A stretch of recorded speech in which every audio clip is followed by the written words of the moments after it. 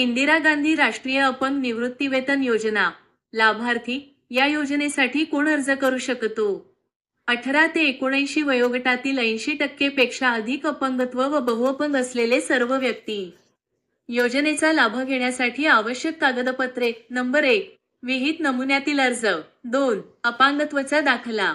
Number 3, दारिद्र्य रेषेचा दाखला. कुटुंबाचे नाव ग्रामीण शहरी भागाच्या दारिद्र्य रेषेखालील कुटुंबाच्या यादीत समाविष्ट असणे आवश्यक आहे.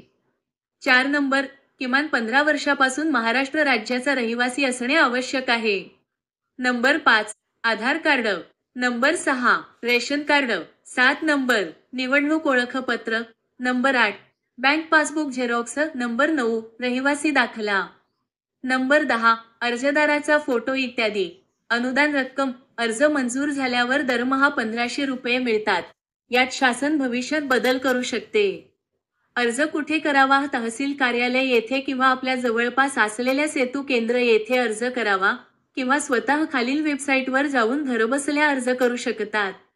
https://apply.mahaonline.gov.in/n/login/certificate-documents सर्व्हिसेट बरोबर 2236.